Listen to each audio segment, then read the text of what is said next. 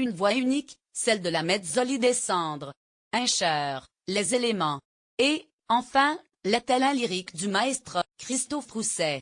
Pierre Virly, Petru, Fiamenard met en scène un best-of de Jean-Philippe Rameau, avec le chef d'orchestre Christophe Rousset et une voix unique, celle de la Mezzoli des cendres.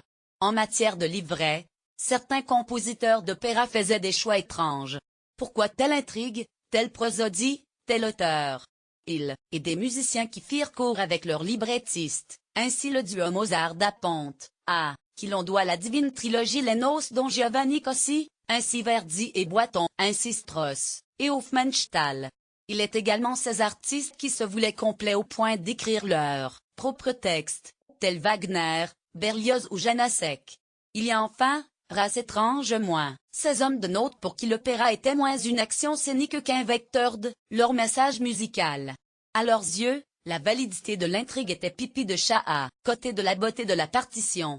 Parti pris délicat, pour ne pas dire risqué, c'est pourtant ce qui ressort de l'œuvre de Jean-Philippe Rameau, qui illumine de son génie toute l'histoire de la musique française.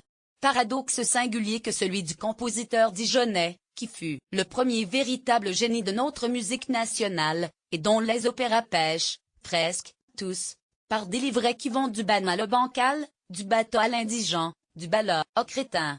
Mythologie de pacotille. Si nous isolons franchement Platé et courtoisement Hippolyte et Aricie, la majorité des autres intrigues piochent dans une mythologie de pacotille, et les dialogues sont, souvent d'une inanité confinant au crétinisme.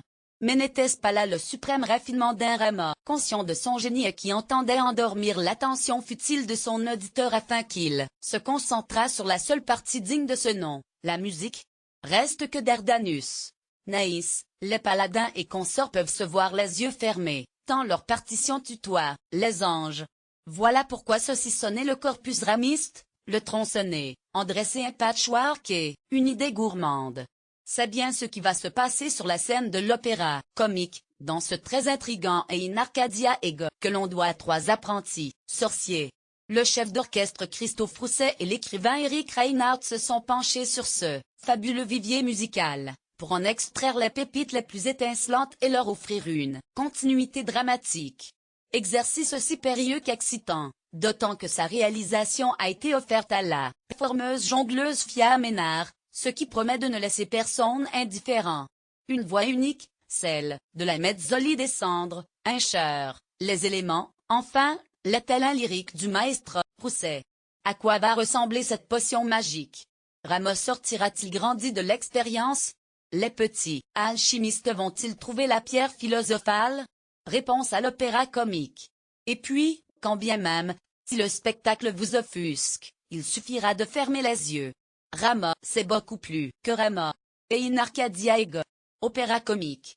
1. Place Boieldieu, 2e. Téléphone, 0825 01 01 23. Date, du 1er au 11 février. À 20h. Place, de 6 à 135 €.